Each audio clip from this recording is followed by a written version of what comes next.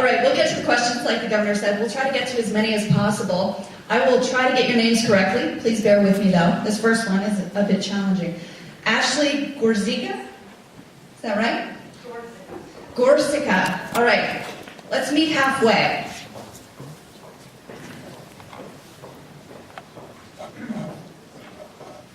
Hi, Dave. How are you? Where are you from? I am from Portland. Thank you, Governor, for being here today. And I first want to just say thank you for increasing the property fairness, or the property tax fairness credit in the budget. But I'm very concerned about what the budget's going to do for low-income Mainers, more so new Mainers and asylum seekers who rely on general assistance when they come here, and they're not able to work for at least 150 days until they receive work authorization.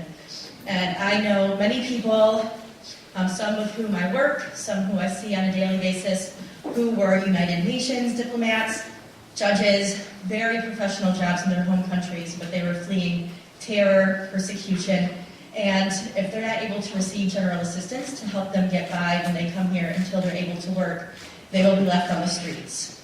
So I'm just wondering what you'll be able to do in that 150 days at least to help these new Mainers and people.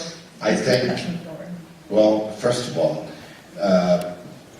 there is no reason for anyone who is able-bodied not to be able to work, unless the federal government says they can't work. So as long as they are here and they can't work for 150 days, that is not my fault. That is the federal government. And I will help them solve it.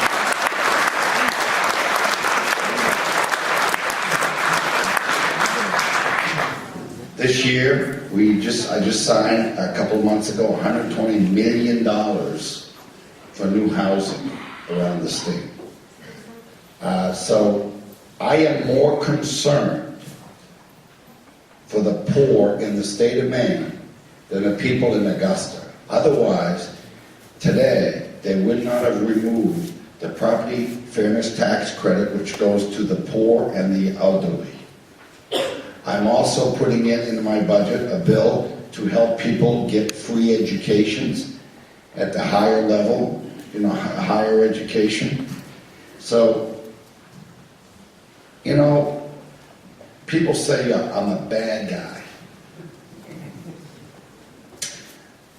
Well, let me tell you something. Refugees in the state of Maine, Sudanese and South Sudanese, yesterday in my briefing binder were thanking me, wanted to come up and meet with me and thank me because I'm working so hard to get them established in Maine.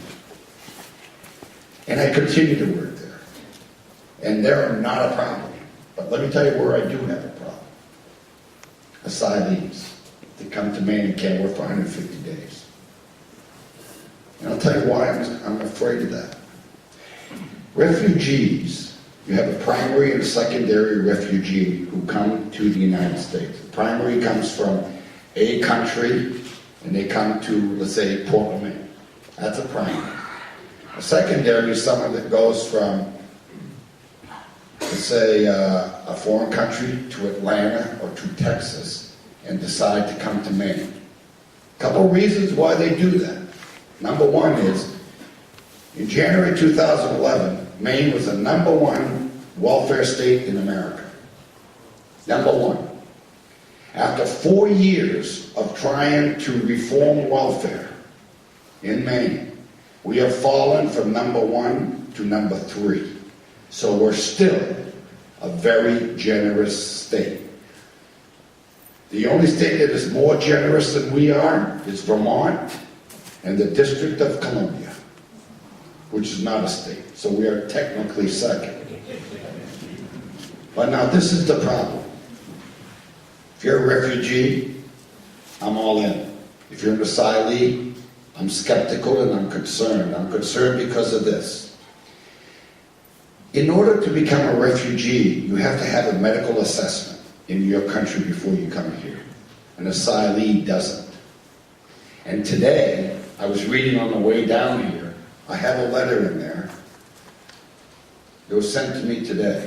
It says this: by 2050, 75 million people will die of TB, and at a cost of $17 trillion, because the current strain that is being circulated around the world does not get cured with antibiotics. Hepatitis C and B in Maine is on the rise in recent years. The cost for a person with hepatitis C annually to cure it is $102,000, which each and every one of you in this room are paying for it, at least for the first 150 days. And then you have HIV. That is $90,000 a year per individual. So, ma'am, if I sound like a bad guy, I'm trying to protect Maine people. That's my job.